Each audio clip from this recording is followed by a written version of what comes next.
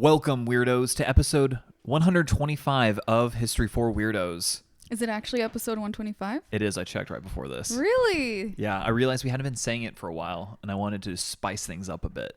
I totally lost track of the number of episodes. Numbers mean nothing to me. We all know this. Yeah, that's true. I'm the numbers person in this relationship. Also, weirdos, I wanted to wish you all a happy St. Patrick's Day. Happy St. Patrick's Day, weirdos. To especially all the people who are either Irish or have Irish ancestry. Yeah. And everyone else, too. And everyone else. It's a fun holiday. It's definitely a different holiday in the U.S. with Irish Americans than it is in Ireland. But nevertheless, we hope you all had a happy and safe St. Patrick's Day. Yes. Because I just realized when they're listening to this, it's not St. Patrick's Day. That is true. That is true. We are recording actually on St. Patrick's Day right now. So I'm hoping to send you that green energy, that positive green energy. I don't know, because St. Patrick's Day, it's just green. Or else you get pinched. That's right. I mean, I'm literally wearing green right now. As am I. In fact, fun plug, if you see us on our Patreon, you'll be able to just witness the whole episode, us talking right at you. You can see us wearing green. Yeah, so you know we're not lying. Yeah. You know. Speaking of St. Patrick, he is the patron saint of Ireland. Yes. And today's episode is going to be on another patron saint of a country.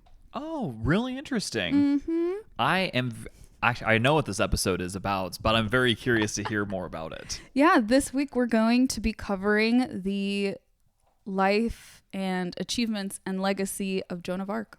Man, that is so cool. This is someone that is, I mean, she's always in the back of our minds as someone who is one of the most legendary figures of all of history. Yeah. So I'm really interested because I realized I don't know a lot about her. Yeah. I definitely played a video game once where you controlled, it was like a whole campaign, and you can control her armies. Really? Yeah. What video game was that? I think it was Age of Empires 2. Is that the one where you learned a lot about like ancient history as well? Funny enough, it was the prequel to this one. Oh, okay. So it was the first Age of Empires, yeah. What an educational video game. It gave me this disease that is an obsession with history. It's a disease we all love you for. Thank you so much. So we'll take it. But yeah, I will say, I want to preface this episode by saying this is longer for me. I tend to write the shorter episodes between the two of us. This is a longer episode, I think. We'll see, I guess. And it's still very much so an extremely abridged version of her story. And there's even more of an extremely abridged summary of the 100 Years' War. It's a lot of information. It's well documented, so that's why it's a ton of information. We have lots of letters and like quote legal, court documents, papal documents, lots of stuff like that. So there was a ton of information, and I just wanted to not get bogged down too much. Right. I think you're all going to really love this. And I also want to give a big thank you to Felicia. Yes. She's a super weirdo in our Patreon. That's one of the tiers that you can join. And she sent us research articles for this episode. And oh my God, these were really cool sources. Yeah, thank you so much, Felicia. Yeah. This was really cool. We really appreciate it. I really appreciate it. I love how she wrote in the email, hi, Steph. And then in parentheses, okay, I know Andrew's really the one reading this. And that's exactly what happened. Yes, that's exactly what happened. So Felicia, you know us well. Thank you. Yeah. We appreciate you. And let's get into it. Let's talk about Joan of Arc. Honestly, can't wait. Also, Andrew and I are both a little caffeinated, so... Yes, this is true. We'll try to keep the ADHD tangents in check. No guarantees. No guarantees here, though. That's for sure. Okay. So true. So, Joan of Arc, also known as Jeanne, or Jean, like spelled Jeanne. So not Billie Jean. Not Billie Jean. Jeanne d'Arc is the patron saint of France. She emerged during a pivotal period in medieval history, which is we've covered it before, but we don't tend to cover a lot of medieval history, I've noticed. Yeah, we don't. She said that she was guided by God and ended up leading armies as a teenager, breaking the mold of what women were expected to do And she was really seen as a heroine of France, like a savior figure. Okay, so Joan of Arc was born in 1412 in Domremy, France. I think that's how you say it. Okay. To a peasant family. The date of her birthday is unknown, which is common for the time. Her parents were Jacques d'Arc and Isabelle Romy. Very French sounding name. So French. Joan had 3 brothers and a sister. Aww. So she was also born during the 100 Years' War between England and France, which had started in 1337 over more or less the status of English territories in France, as well as English claims to the French throne. Yes, that's correct. We actually even covered a bit of this in more detail in our episode on Edward the Black. Yeah, you did that episode. Yeah, and I don't remember the number, but it was a little whiles back. Mm-hmm. Yeah, so that was another time where we were in the same time period. So during the 100 Years' War, nearly all of the fighting had taken place in France, which really devastated France's economy.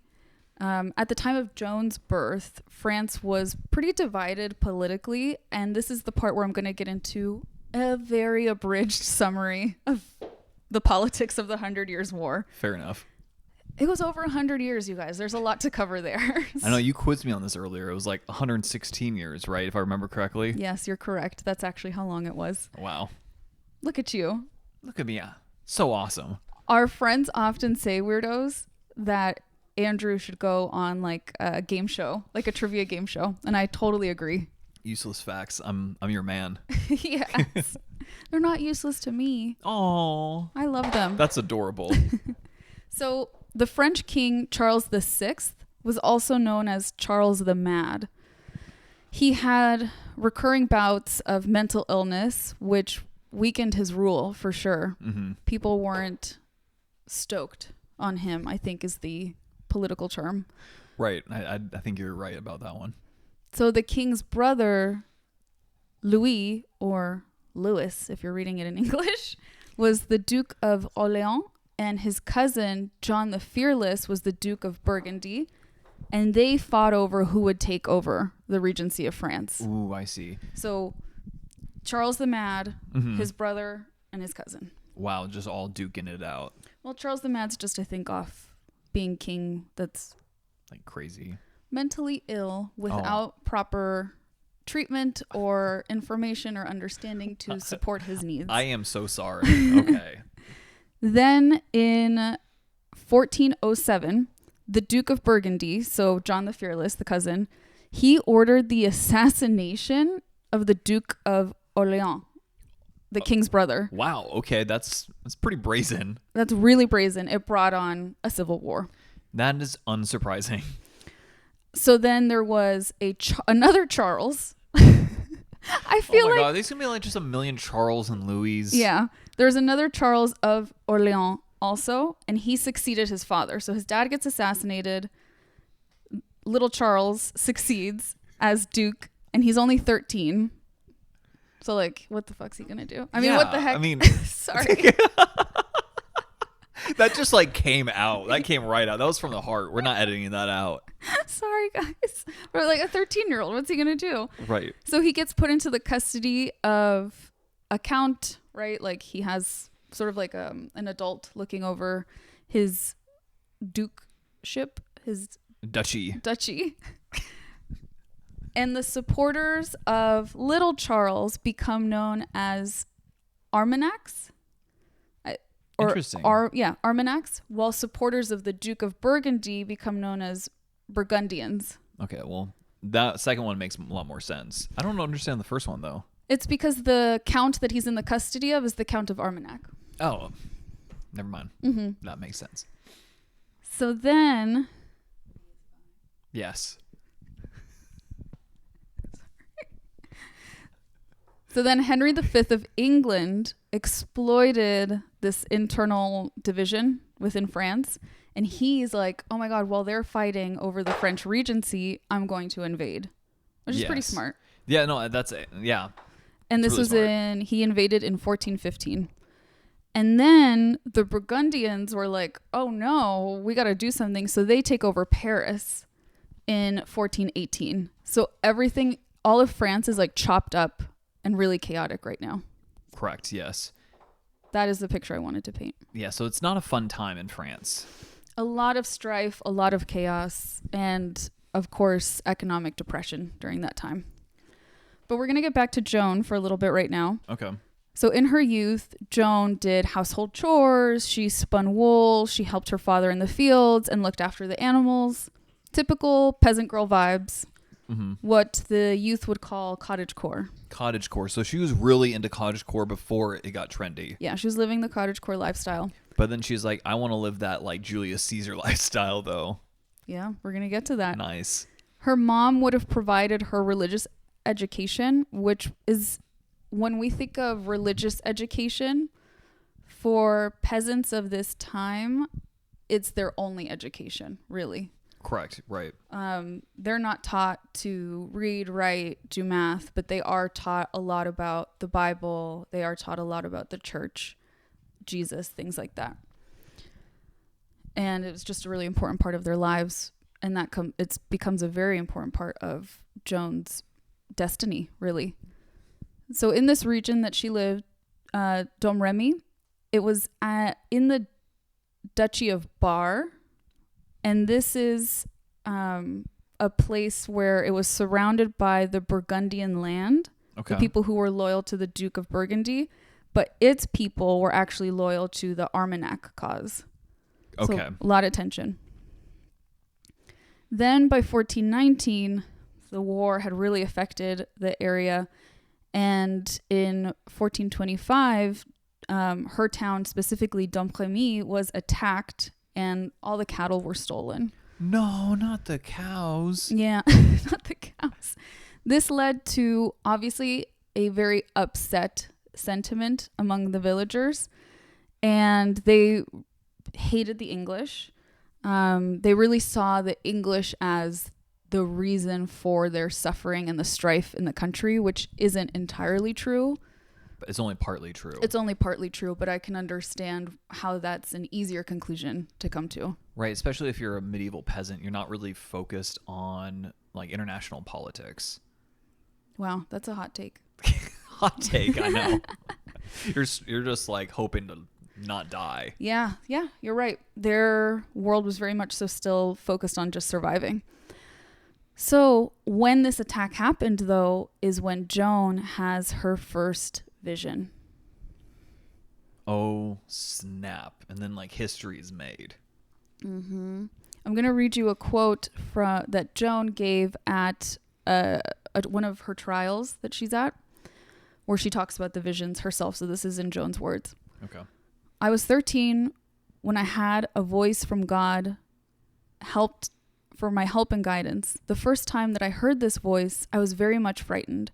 I heard this voice to my right. Rarely do I hear it without it being accompanied also by a light. This light comes from the same side as the voice. Really interesting. Very, very interesting. Joan also later testified that around 1425, a figure that she identified as Saint Michael was surrounded by angels and appeared to her in the garden. After this vision, she said that she wept because she wanted the angels to take her with them. Throughout her life, she has these visions. She has visions of Saint Michael, who was a patron saint of the Domremy area. And he was also seen as like, he wasn't the patron saint of France, but he was seen as like a French defender. She stated that she had these visions frequently and often had them when the church bells were rung. Her visions also included St. Margaret and St. Catherine, and although she never specified, because there's a few Margarets and Catherines in the Catholic Church, they were probably Margaret of Antioch and Catherine of Alexandria, based on historians picking up context clues. So, if you are, I don't know, maybe somewhat cynical like me, first question you might ask yourself is this young woman hearing and seeing God and angels and saints, or does she have a mental illness going on? That was my first inclination, I'm not going to lie. Yeah.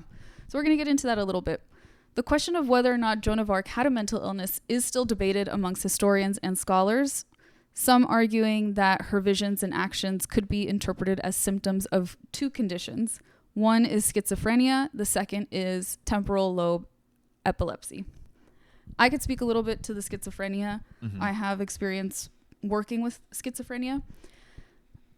That was the first thing I thought of because of her age. She was about 13, I think, when she started having these, to me, visual and auditory hallucinations. Right. That's typical. That's a little bit early onset, but it's within typical onset for schizophrenia. And hallucinations are when we see or hear things that aren't there. I think what she described would sound like a hallucination to most modern people, at least. She also has delusions, I would think, being, we'll get to this in a little bit. She believes she's a prophesized savior of France. She makes that argument quite frequently. So one could interpret them as delusions. But I will say that we don't see any thought disorders, meaning that her thoughts, aside from these perceived delusions and hallucinations, are linear and logical. Right. No one's saying that she's like really difficult to understand or she seems disorganized in her thinking. We also don't see any movement symptoms. Sometimes schizophrenia will make people's movements really stiff or really erratic. That's not described anywhere either. And then, according to one article by researchers Nicastro and Picard, they believe in the epilepsy theory because her episodes had a sudden onset. They would last seconds to minutes at most, typical with an epileptic seizure. And they occurred whether she was awake or asleep. And they were triggered by auditory stimulus, the bells ringing. Seizures are usually triggered by something. We know a common one is like strobe lights. Mm-hmm. They didn't have strobe lights in the medieval times. They weren't throwing raves. Mm-hmm. Joan of Arc wasn't just going. I bet she would have if she could have. Yeah. Well, I don't know. Maybe not. Maybe not. You're right. But sounds can also trigger epilepsy. So they think that possibly the auditory stimulus of the church bells could have triggered that. They also note that she had no disorganized thoughts in between these episodes. These are really good notes. Oh, thank you. Well, I know. I meant like back in the day, they take really copious amount of like. Oh, I thought you meant my notes were good. I mean, your notes are very good as well. Yes. She's interrogated a lot. Oh, right. She's interrogated multiple times throughout her life. We will get to that.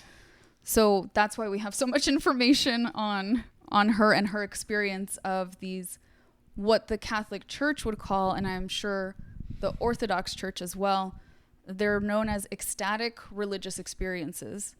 Many saints in sort of like the pantheon of the church are known for having ecstatic religious experiences.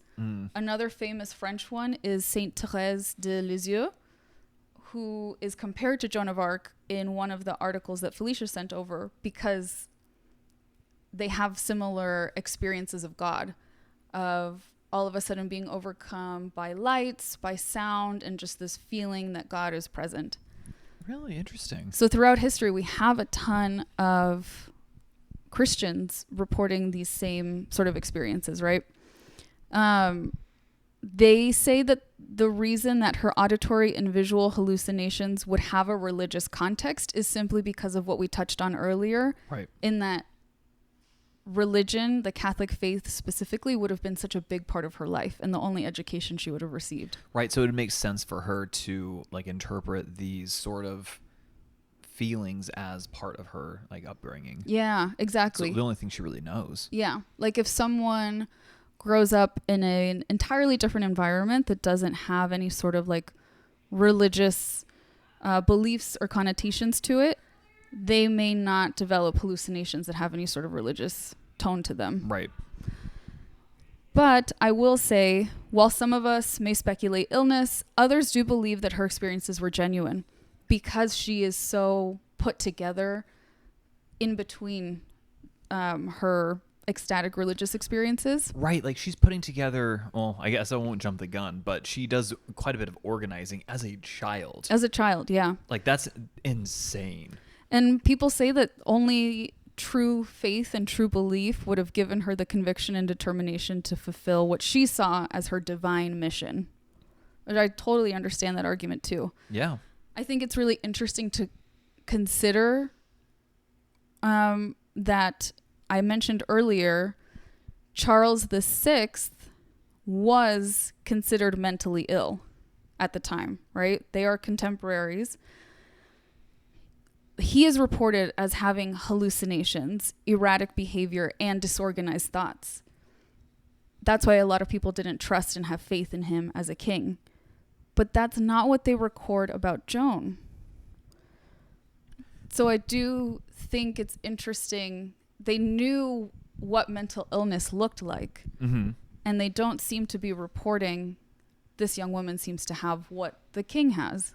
Right. I mean, that's really interesting. So it's you have the same people saying, okay, with the king, he is exhibiting these negative behavioral traits, right, that Joan of Arc is not having. Yeah. So it's the same. It's not even like, oh, well, it's different groups of people judging different folks. No, it's the same group of people judging two different folks. Yes. They're contemporaries. So it's like it almost have like, it seems like we have like almost, I wouldn't say proof necessarily, but a pretty good assumption that we can make is that she didn't have schizophrenia. The juxtaposition of the two is very interesting. Yeah. Because you would think that as the king, the reports of him would be more flattering, and as a peasant girl, people would be more critical. Right, she's just a woman, you know? Just a woman, just a peasant at that, you know? Exactly. But the king, did have, unfortunately, he experienced paranoia, which is really common with schizophrenia. Yeesh. It did lead to some violent outbursts. She doesn't have any of that. And also, doesn't schizophrenia typically manifest later? Like around like 18 years old? No. It can manifest at 13. Oh, okay. It's different for everyone. It can be triggered earlier if you experience trauma earlier. It could never be triggered. You could be genetically predisposed and for whatever reason just doesn't come up. Women, though, there is a trend that women tend to experience the first onset a little later than men. Men tend to experience it younger. Interesting. A lot of the veterans I worked with, the guys, they had their first onsets at like 13. Oh. But they obviously didn't know what it was at the time. Right. I mean, you're a 13-year-old. Yeah. So there's also like, does everyone hear and see this? I don't know. So I think considering this comparison between Joan of Arc and King Charles VI, I think either her experiences were genuine, and there's just certain things we don't understand, or I'm more inclined actually to lean towards the theory of temporal lobe epilepsy. I agree. I think I agree completely, actually. Thank you. Yes, yeah, squant. I have no further thoughts. No notes? No notes on that. Well, ultimately, I will say all of this is speculation, of course. There's no definitive evidence to conclusively prove or disprove whatever may have been going on. Mm-hmm. We're speculating from a very different world too. We're looking back where they just had different standards for what's normal, what's abnormal. And so at the end of the day, we'll never know. Right. We'll never know. Man, and doesn't that bug you? A little bit. Yeah. I'm not going to lie. I was about to say, and that's okay, but it does bug me. I mean, it is okay. It's not like it's materially changing our lives, but it just bugs me. I just want to know. It's just like the part of me that just needs to know things. I bet a lot of weirdos can relate. Yeah. I bet a lot of weirdos can relate. You guys, yeah. That's probably why you're listening. That's probably why we're all here. Yeah. So that was my little personal analysis of her mental state. I want to get back to something I briefly mentioned within that, which is this prophecy. Ooh. So during Joan's youth, a prophecy was circulating around the French countryside, and it was based on the visions of a seer named Marie Robin of Avignon. Avignon. Sorry for the French accent, guys. I need to practice. You're great. She promised that an armed virgin would come forth to save France. That is so weird. Or France. France. As some say. Another prophecy, which is attributed to Merlin, which I think is really interesting, stated that a virgin carrying a banner would put an end to France's suffering. Wow. Joan implied that she was this promised virgin or maiden. She used the word maiden mostly, reminding the people around her that there was this sort of belief that a virgin would restore France. She used that as an argument of like, you guys should listen to me because I'm definitely the girl from the prophecy. Interesting. Okay, that makes a lot of sense because I was gonna ask like, or I knew you were gonna cover it, but like, how does she get people to just follow her? Yeah, we're gonna get into that even more. Okay, good. But I just wanted to insert here also an obligatory eye roll. She literally did it, guys. At the worshipping of female virginity. That's so... I was waiting for this. I was like, Stephanie has thoughts and I want to hear them. You don't need to be a virgin just because you're a woman to save France. You can save France and not be a virgin. That's my crazy hot take. I mean, not according to the prophecy. Thanks, babe. Thanks for your support. Yeah, you got it. Anytime. It's honestly the biggest ick ever that Christianity has. God. This obsession with female virginity is so asinine. It drives me crazy. It's so funny. Like, I mean, I agree with you, but it's just funny, like, seeing you get so worked up over it. I'm like, oh boy, guys, you should get some popcorn. It's coming. I'm holding it in. I just needed to mention that that's dumb for Fair anyone enough. who maybe thought it wasn't dumb. Yeah. So, getting back to the story, led by the voices of her saints, Joan traveled in May of 1428 from Domremy to Vaucouleurs, I think is how you say it, the nearest stronghold, still loyal to the Dauphin. The Dauphin is like the crown prince of France, right. Where she asked the captain of the garrison, a Robert de Baudricourt, for permission to join the Dauphin. She just shows up to this garrison. She's a teenager. She's like, hey, can you actually like get me to the Dauphin, please? I have to talk to him. And the guy's like, no. No, you crazy little girl. She's 16 at this time. He's like, no, you have to go home. So he sends her home, right? It's understandable. I'd be like, where are your parents? But she comes back again in January of 1429, this time even more firm, and shares her piety and shares the visions that she's had and tells him, no, like, because of these visions, because God and the saints are talking to me, I really need to talk to the Dauphin. Okay, can you imagine just being this guard and having this like crazy 16 or 17 or maybe now girl come up to you and just say those things? I'd be like, okay, what? Girl. Where's your mom? Yeah, where's your mom? Get off the pipe. Like, what are you doing? Like, get your life together. What have you been smoking in the fields, young lady? Yeah, seriously. But her people, like the people of her town, really respected her at this point because she was like really making this argument that she was the prophesized savior. They believed her, so a ton of people went with her. And the guard was just like, or the captain of the garrison was like, okay, I'm pretty sure you're not a witch. And he notes that he didn't think she was feeble-minded, which is interesting. Right. And he's like, sure, I'll take you to the Dauphin and we'll see if he even wants to talk to you. So the Dauphin at this point is at Chinon, another town. I don't know where that is. Okay. So they leave Vaucouleurs in February and they have her dressed in she chooses to dress in men's clothes and is accompanied by 6 armed guards. She's crossing territory held by the enemy and they're traveling for 11 days. Just this like 17-year-old girl and a ton of armed guards just going through a war zone basically. This literally sounds like an absurd fan fiction because she's so adamant that she was a prophesied savior and she needed to go talk to the crown prince, and they're like, well, I guess we got to do this. Okay. Fascinating, right? So she gets to the castle where Dauphin Charles is hanging out. He's initially uncertain, understandably, whether to receive her. His counselors give him conflicting advice, and they talk about it for 2 days. Oh my God. That's like a minute conversation at most. At Like, most? yay or nay. Yeah, it's like, should I see this woman or not? Like, it's up to the king to decide. It's really like the bigger decision is like after she speaks. It's more of just What do we like, do? Yeah. Yeah, what do we do? Okay, like, come on. It's like faster decision making, guys. Come on, this is ridiculous. Well, that's my like ADHD like get shit done. Yeah. Like mode, like just kicking in. Like, come on, make the decision. Like, it's better just to make a decision, whether it's the wrong one, than just to make no decision at all. Just keep on kicking the can down the road. If I were Joan, I would have gotten bored and left. Yeah. In those 2 days. Same. I would have been like, oh my God, never mind.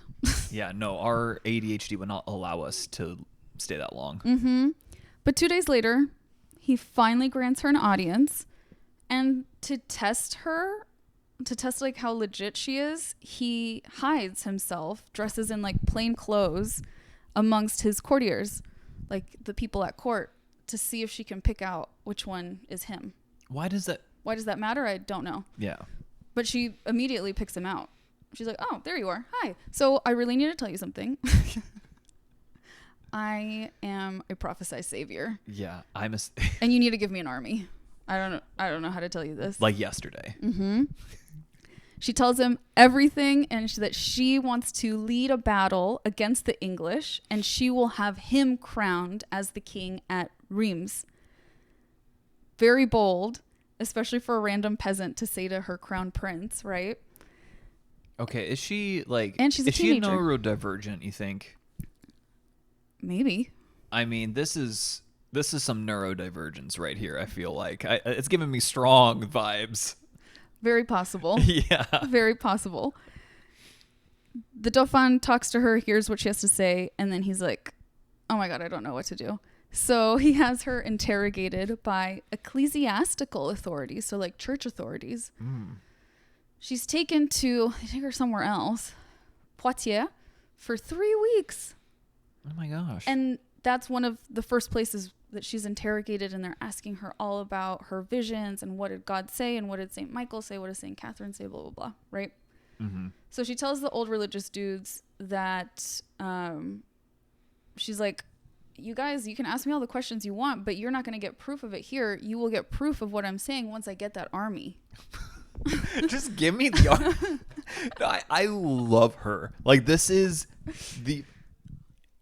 No pun intended, the absolute balls, like incredible. Mm-hmm. Like this is, I mean, I cannot imagine the gall to do something like this, especially as a child, a literal child. And in their report, the churchmen suggest that, you know what, we're pretty desperate. What's the worst that could happen? Literally, why not? That's their answer. Sure, I guess why not? I mean, okay, this doesn't sound real. This sounds absurd. It sounds like someone wrote fan fiction. Yes. Of medieval war, and they had no idea what they were talking about. Yeah, but this is what happened. They had like zero understanding of anything. So basically they're like, sure, why not? And the Dauphin is like, okay. Cool. Once she's given the okay, Joan chops off her hair. And she begins only wearing, quote, men's clothing. Pants, probably. Pants. Which I'm currently wearing right now. She's given a small army, as you do give to 17-year-olds, a household, and a squire. Oh, that's kind of cool. They even let 2 of her brothers, Jean and Pierre, come hang out and join her. Jean-Pierre? Mm-hmm. We have a friend named Jean-Pierre. I know, but it's one person. One person, but this is Jean and Pierre. Okay. So then she has her standard, which is a large military flag of the time. Mm-hmm. It would just like, you see it in movies of like old battles, like someone's holding a flag. Right. It just usually indicates where you're from, like what team you're fighting for. But she had hers. What team? Is that not it? Your allegiance. I'm on this team. Blue team. Red team. No? I mean, it's basically, yeah. Well, she had hers painted with an image of Christ in judgment And then she had a banner that just says like Jesus on it. Wait, really? Yeah, I'm not even kidding. That sounds so cringe now. I know. And then her men are like, here you go, here's a sword. And she's like, no, I don't want that sword. And they're like, okay, what sword do you want?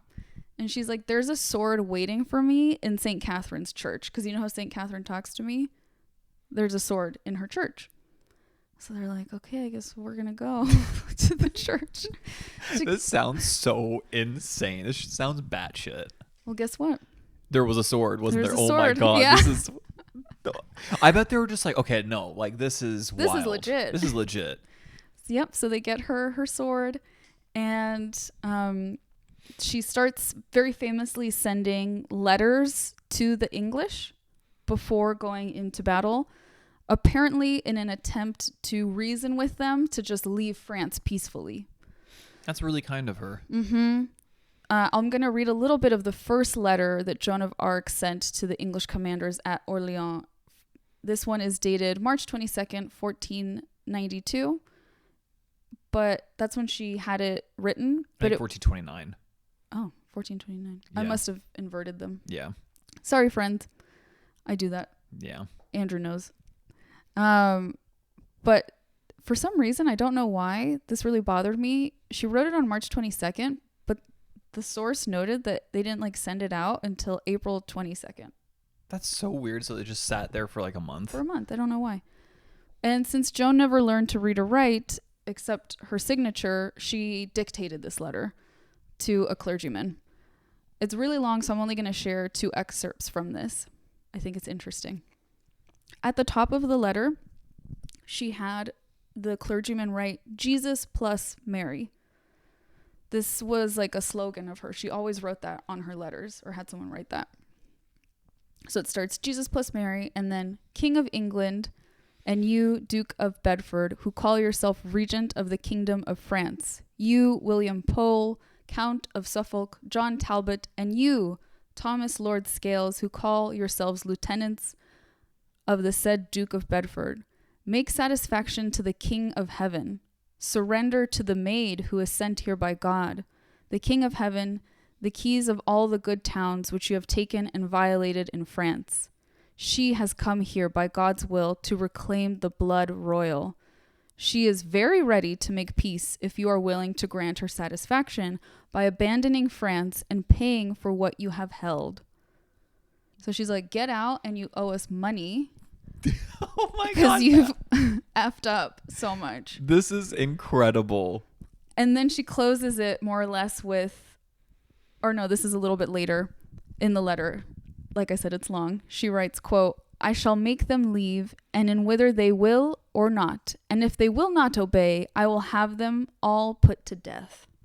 I am sent here by God, the King of Heaven, body for body, to drive you out of France. Oh my God. And if they wish to obey, I will show mercy.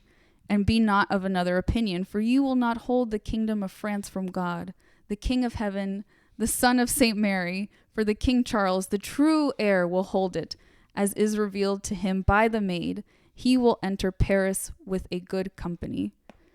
Basically, she says, leave peacefully or else. More or less, yeah. Or else I'll kill you. Or else I'll kill you all. Kill you all. I can only imagine like the reaction. Can you imagine on the English receiving these letters? They probably bust up laughing. Probably. I mean, it sounds insane. It sounds insane. A girl who's from a peasant class, so she can't write them herself. Right, she had to have it dictated. She's threatening them. Like, I will kill you all if you don't leave. Yeah, I will kill you all. I'm sent here by God, and God commands it. I'm the maid that God sent to save France. Or as you would say it, France. France. I think she's so fascinating. I don't know where she got this level of conviction and confidence. I guess from God. Now that I think about it. That makes sense. In response, the English are not down to leave. I'm not surprised. So Joan and her God Squad set off to fend off the siege of Orléans in, oh yeah, I wrote the date right here, in March of 1429. I figured, babe. She's dressed in white armor and riding a white horse. Okay, that's pretty cool. Isn't that a cool image? That's some good branding right there, if I do say so. She was all about the branding, the aesthetic. Joan led several French assaults against the enemy, driving the Anglo-Burgundians, they had teamed up, from their stronghold and forcing their retreat across the Loire River. Basically, she kicked butt. She drove them out. Oh my God. Imagine being the commander of the other army and be like, yeah, I lost to a 17-year-old girl. Who's never done this before. Like, literally, she's never fought in a battle. After such a miraculous victory, Joan's reputation spread far and wide. Yeah. She and her followers then escorted Charles the Dauphin, so little Charles, across enemy territory to Reims, taking any towns that resisted because they had loyalty to the other side, they took them by force. And then she enabled his coronation on July of 1429. Wow. So just like she said to him, she's like, you got to give me an army and I'll make sure you get crowned. And that's exactly what happened. She manifested that. She did. I mean, yeah, because God was like, you must do it. Mm-hmm. After Charles's coronation, Joan tells him, like, we should keep pressing our advantage, like, kind of keep the ball rolling, and we can retake Paris. But Charles ignored her because he had a favorite homie at court named Georges. Stupid Georges. I think it's just French for George, but it looks like Georges. Yeah. Georges de la Tremoille or whatever. He was like... whatever. He was like, I feel like Joan... Like, can I just say something? I feel like Joan's becoming too powerful. Oh, no. Yeah. So he planted seeds of doubt in the king that Joan, the people liked her more, that she was the powerful and she was the one leading the army. Like, I wouldn't give her any more opportunities for glory. Wow. That's pretty crappy. Yeah. So he says no. And therefore, the Anglo-Burgundians were able to fortify their positions and recoup their soldiers. And it wasn't until the spring of the next year, when their forces were getting so strong again, that the king, told Joan to stop them. Could you actually, like, get back out there and stop them? No. So she tries to protect the town of, I think it's Compiègne, is how you would say it. Mm-hmm. She's fighting against the Anglo-Burgundian forces and she falls off her horse. Oh, no. She gets left outside of this is a medieval town, so it has gates, it has walls. The gates are shut once she's fallen off her horse, and the Burgundians caught her and brought her to the castle of Bouvroy, where the English commander in Rouen was staying. Joan of Arc was now a prisoner of war. No, this is not good. This is really not good for her. Yeah. Because I know what happens. Yeah. So now that they have this teenager captive that's been really causing trouble for them, they see her as a threat on many fronts, right? She's been a threat in terms of the military battles because she's really obviously very good at this, but she's also a threat because of what she represents and what she represents to the French people, what she represents to the peasants, right? Which is that God wants the English out of France so badly that he's helping this teenage girl get them out. And most of all, having her in their clutches, they want to discredit Charles because he technically owes his coronation to her, right? Right. So to discredit Charles and to discredit Joan, they put her on a trial. And I'm using air quotes. Right. It's a showcase trial. With 70 charges against her. Oh, my God. Total banana Banana court? Yeah, banana court. Yeah. Is it kangaroo court? Kangaroo court. Yeah, I was thinking of Banana Republic. Yeah, Banana Republic kangaroo court. Some of the charges include witchcraft because she's a woman. And anytime women did anything in European history, she's a witch. Yeah, they were witches. Witchcraft, heresy, and dressing like a man was a charge. Well, I guess she was guilty of that one. I didn't know that was a crime, but it was guilty. And in an attempt to distance himself from an accused heretic and witch, King Charles does nothing to negotiate her release. He abandons her.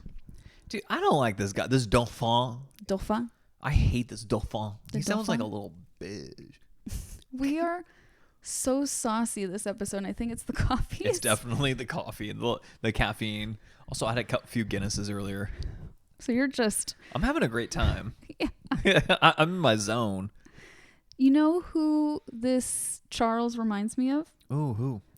The Bonnie Prince. Oh, that guy. Not a fan. We do not like the Bonnie Prince here. No, we are not stans.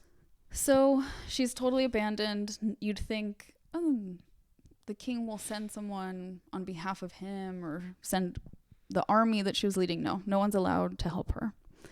Lame. So in May of 1431, after a year of captivity, under threat of death, Joan relents and she agrees to sign a confession denying that she ever received divine guidance. It took her a year. A year. Think of that level of resolve. And it's probably a lot of torture going on. Yes, I'm sure she's starving and dirty and cold. And she probably hasn't had like a good day ever since. Yeah. Mm-hmm. Several days later, however, after she signs this confession, she defies orders by once again wearing men's clothes. And authorities grab her, and she is immediately sentenced to death for wearing men's clothes. So there's like overreactions, and then there's this. And then there's this. Like, come on. I thought the big deal was that she was working for God, and that's what was spooking you. But no, it was the pants. That's what really got you? No, she was wearing pants. She deserves to die. Exactly.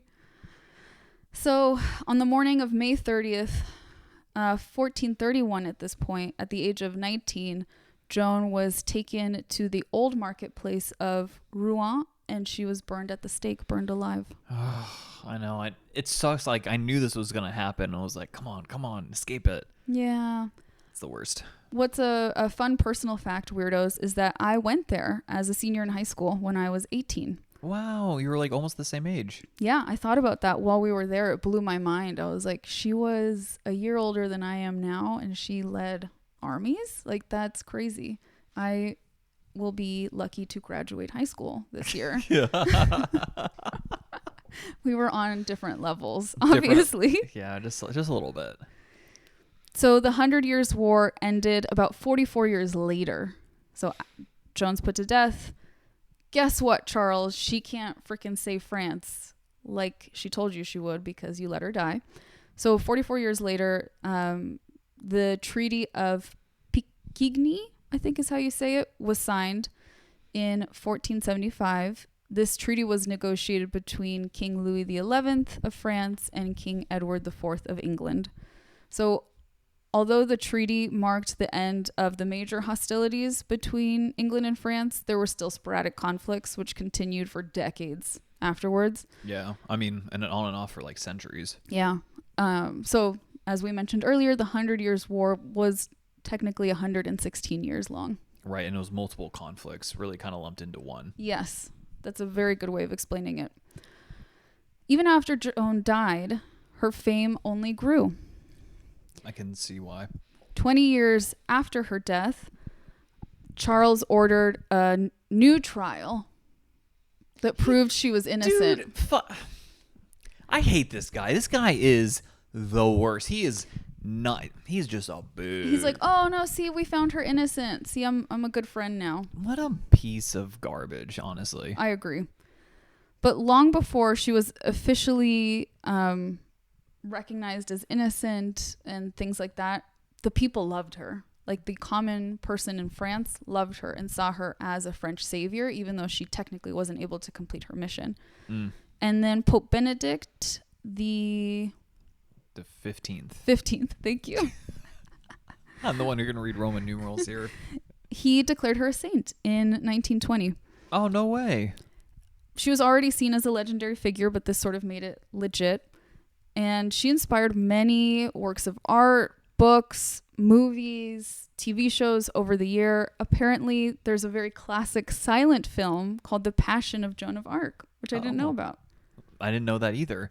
So it took them like basically 500 years for her to be a saint. Yeah, that's Nice. common. Yeah. It usually takes a really long time. Damn, 500 years. The canonization process is very long. I think... Do you think you'll be a saint? Absolutely not. There's no way. If you listen to this podcast, you understand the critiques I have against the church. And I don't think they like that. No, and weirdos, just to be very clear, Stephanie is also Catholic. So it's not like she's going out of her way to criticize some like another religion. It's her own. That's very true. Yeah, so just want to make sure that's clear. We did get a message once, remember, from someone that was like, Stephanie's anti-Catholic commentary is like not chill. Yeah, and it's like, guys, she's literally Catholic. We are allowed to hold multiple truths. Right, and also hold like a, hold an organization to higher standards. I am very proudly American, and I definitely have major critiques on how our government is running this country. Right. I'm sure many people do. Yeah, I feel like if you don't, you're not actually patriotic. Like true patriotism is like, we could do better. yeah, like let's do better. Like this sucks. Like you just also to admit like, wow, our current system blows. Yeah. Like there's nothing wrong with saying that. I agree. That's why we're together. No. Yeah. So there's even a statue of Joan in the Notre Dame Cathedral, which I don't remember seeing, but now I really want to go see it. She's portrayed, and it was put there by another pope, Pope Pius X, I think. It was to celebrate... So many Piuses. Yeah. To celebrate her as a heroine of the church. Mm-hmm. And eventually she became known as the patron saint of France. Very nice. Despite facing persecution and ultimately martyrdom, Joan's legacy endured, solidifying her as a national heroine and a timeless symbol of courage, conviction, and the power of the human spirit. Oh, so beautifully said. Thank you. The end. Beautiful, beautiful. Honestly, did not know that much about Joan of Arc. That was surprising. Right? I thought a lot, like, again, this was kind of just like a summary, but it was so interesting. I forgot how young she was. That was another thing. I didn't realize she was only 19. She didn't even make it to 20, which is crazy. She was a teenager. I mean, even Alexander the Great, right, died when he was 32. Very young. Like, that's very young. This is like, I mean... Think of what she would have done if she hadn't been captured, if she hadn't fallen off her horse. Right, and especially if you're, like, she's going to live another, like, 50 years, let's just say. It would be... France might have looked really different. Yeah, that's very true. Really interesting. And for this week, my sources, the first three that I'm going to mention are three of the ones sent to us by Felicia, so thank you again. The first is an article called Joan of Arc, Sanctity, Witchcraft, or Epilepsy? Lovely. By Nicastro and Picard. Then the Psychoanalytic Study of Joan of Arc by Francis Baudry, and Joan of Arc's Letters, translated by Alan Williamson. That was super interesting. They have like all of her letters that she had dictated. And so you get, I think it's cool because you get a lot of insights into how she saw herself and her mission. Mm-hmm. There was also a great history.com article on her, historicmysteries.com, Encyclopedia Britannica, the National Mental Health Institute. Oh. And Wikipedia. Oh, our personal favorites. Yeah. So thank you for listening, weirdos. I hope that was educational. It was definitely educational to me. I personally loved it. And Yay. yeah, like again, it was so cool to hear more about such a legendary figure. Yeah.